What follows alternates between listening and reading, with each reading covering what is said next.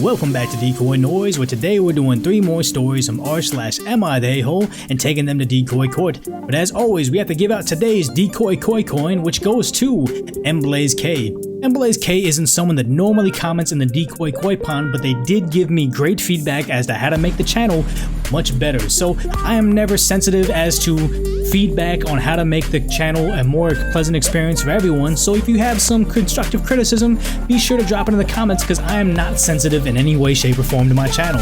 So as always, if you want to win that Decoy coin of the day, make sure you subscribe down below, make sure you turn on the notifications, and let me know in the comments that you are joining that hashtag Decoy Koi pond. We're going to today's featured story, which is, am I the antagonist for trolling PS5 scalpers by having them drive as far as possible for a sale I have no intention of going to? So this got removed by the moderators, which was a good post, but it's just, I don't know why they don't want it there. So salvaging the post, OP wrote, for the past couple of days, I have been extremely petty and misleading PS5 scalpers in my local area into thinking I'd want to buy their consoles for twice the retail price. I'll admit it's childish, but I personally think they completely deserve it, and I feel no remorse. Some of my friends think it's hilarious, but a few think I'm being the antagonist to people who just want to hustle. I'm definitely being petty, but I'm also a big antagonist for doing this as the scalpers themselves. So taking the case and rushing it over to Decoy Court with this situation is, I get it, I'm into sneakers, I'm into Funko Pops, and I'm into hats and everything, there are a certain percentage of people that have no interest in what the culture is or what the world is, like gaming or like fashion or something, and they just want to scalp people. It happens with like Coachella too, where people will buy tickets with their robot online. They can just buy a bunch of tickets as quickly as possible just so they can resell it and make a profit on something that's already expensive as it is. It doesn't help anybody, and it just enriches somebody else. So I see why it would be a situation where you just want to punish them and want to disincentivize someone from doing this, because it just makes the community worse. So I see why they wouldn't be like the antagonist. And I think that, yeah, you got a lot of free time and you're being a jerk, but it's a justified jerk. I guess the decoy defense would be is maybe this isn't necessarily a PS5 scalper as much as it's someone that says, oh yeah, I bought a PS5 for my significant other, found out they're cheating on me, so I'm just trying to buy this thing. Are you willing to buy double the price? Okay, cool, just come by and buy it. Or someone that says, I bought a PS5 but realized I have a unexpected medical emergency, so I need that money, I need it now. You're willing to pay double price? Cool, let me make sure I sell this on my way to the hospital so I can afford my emergency surgery or something. So that could be the decoy defense, but I honestly don't think that that's going to be the case. Obviously, we'll take a brief break. Let me know what you think in the decoy recess as to story number 1. Should you be punishing scalpers of PS5s? But we can only go to the top comments because this got so heavily downvoted and eliminated. But the top reply was, what a blessing it must have to have this amount of free time. OP says the lockdowns are a heck of a thing. And the next reply was, so is being an essential employee. In any case, not the antagonist. Scalpers are though. So stuff was getting removed by the moderator. It's this whole situation, who knows? But the next top comment is, everyone sucks here. They're still going to sell it for twice the price to someone else. While your actions are petty and laugh-worthy, you're not changing the end result, so you're wasting your time as much as you are theirs. And maybe OP just has free time and wants to waste theirs to try to disincentivize that type of behavior in the gaming culture. So maybe if enough people are just giving people to run around with PS5 resales, that they just move on to the next thing. Rare toys or shoes or clothes or whatever it may be. So I can kind of see what they're doing. Probably not gonna get the end result they want, but I mean, I'm curious to know what you, the Decoy Koi pond, think down below. So leave a comment to story number 1. Ticket scalping PS5 owners, should you punish them? Yes or no? Like, going to the second story of the day, which is, am I the antagonist for inviting my sister's ex to my wedding and not her? OP writes, I'm getting married to my fiance Brad whenever things get less hectic. We have everything planned out, including who's coming, which has been very controversial. My sister Leia used to date Brad's older brother Mike. She broke up with him because Mike cheated on her. Mike became a bit of a stalker and did things like get a restraining order against him. I was angry at Mike, but when I went to university, his brother was in my class and we fell in love. Anyways, when we're discussing who should come to my fiance said he wanted his brother. Brad said it's because he's very close with Mike, and also Mike saved his life. Brad wants Mike to be there to see him progress further in life.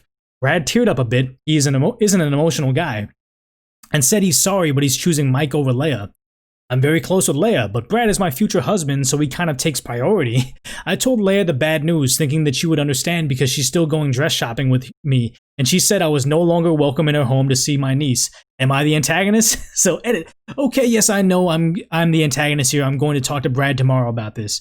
So taking the case and rushing over to Decoy Court for my knee-jerk reaction is a situation where it's like, wait, the husband's close to the brother and OP's close to their sister. They go dress shopping together, and she's like, oh, you'll understand. You can't come to my wedding because I have to choose my new husband and her boyfriend over you. That's okay. And also the idea is the guy Mike cheated on her sister, and that's just kind of in the past. Oh, I can, you know, time heals all wounds. I got to take my Brad and Mike over the sister that she's still close to. And also the idea where it was a situation where she had to get a restraining order against him. So yeah, I understand that both of them can't go to it, but one of them is a cheater and a stalker, and one of them is just someone that they go dress shopping with. I think one of them should take precedence over the other one. It's hard because it's going to cause a strain in the relationship, but I'm going to go ahead and say, OP, you're not the antagonist, and likely OP's husband is the antagonist. And I don't even really blame I'm sorry, OP, you are the antagonist. The Brad, the fiance, is the antagonist. The sister is not the antagonist because yes, you're gonna choose the stalker cheater over your sister. That's messed up. But you know, we'll take a brief recess and Decoy Court. Let me know what your thoughts are on story number 2. Should you be choosing your fiance / future husband over your sister? Let me know. I'm going to that top comment right now, which is the same thing. You're choosing your sister's adulterous ex / stalker over her, who has done nothing wrong except date the wrong guy. She shouldn't be punished because Mike doesn't know how to behave himself. Why isn't your fiance worried about starting the marriage off on a bad note with you? You, Brad, and Mike are all the antagonists. Edit, you're the antagonist because abbreviation, so it counts. Next top reply. You're the antagonist. Restraining orders aren't given lightly. This isn't just the wedding. This is you choosing Mike every time from here on out. A family who cheated on, stalked, and terrorized your sister, and whose own family condones it. I see your sister going no contact for good now, and I don't blame her.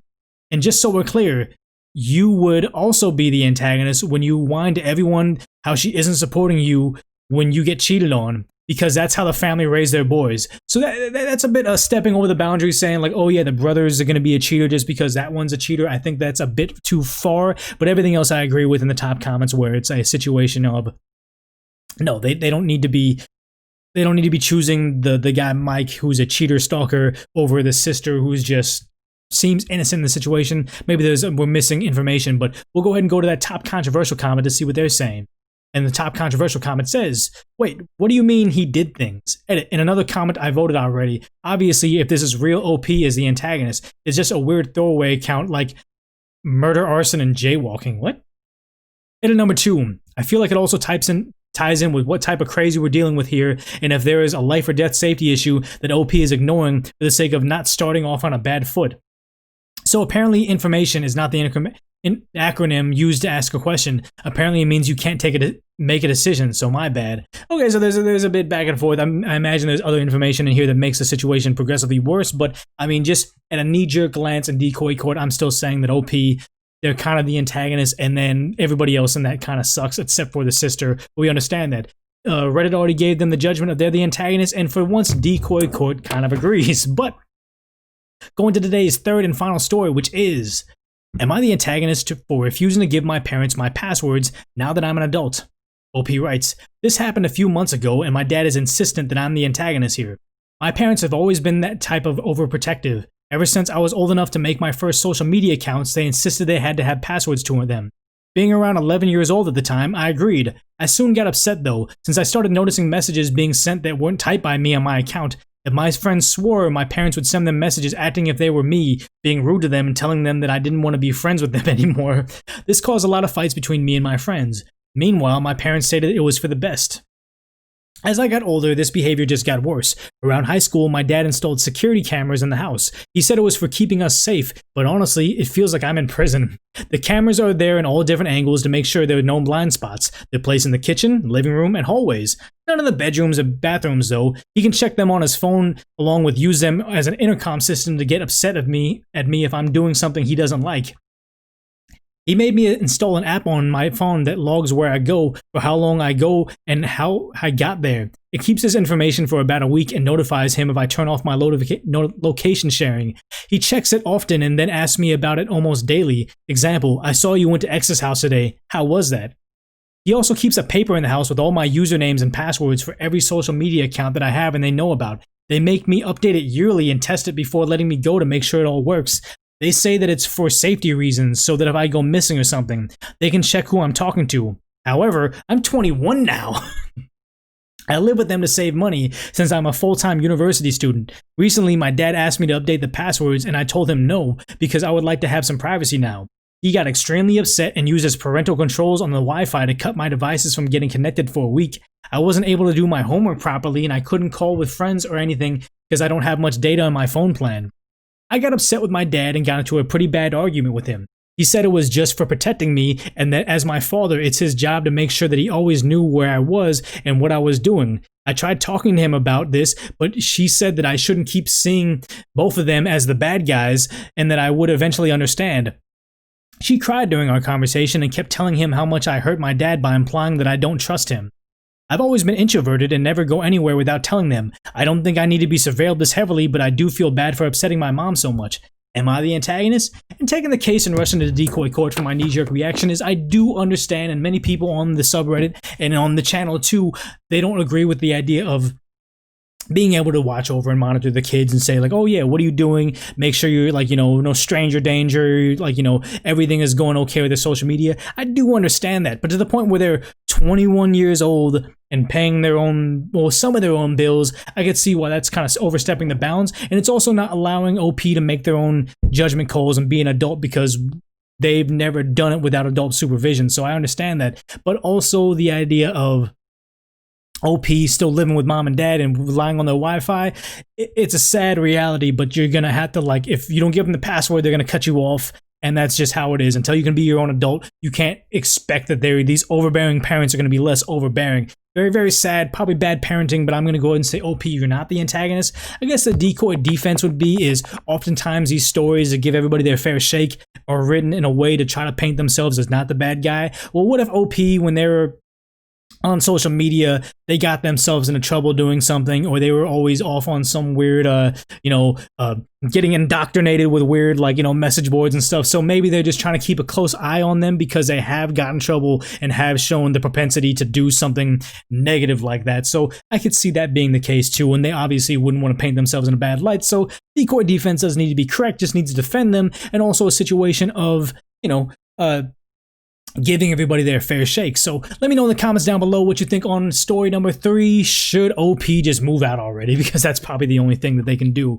So going to the top comments right now, it is not the antagonist. Everybody's saying not the antagonist. Not the antagonist. I have no words for how bad and toxic their behavior is. Please, for your own sake, move out, change all your passwords, and show them boundaries. This is not a healthy relationship and you're a grown adult. Don't tolerate this anymore. And I imagine OP would move out and they would go on their own if they could financially. If they're still in university trying to focus on their school in the new, remote learning situation, it may be more difficult for them. So it's a sad thing where, yes, you put the number 21 on them. They're an adult.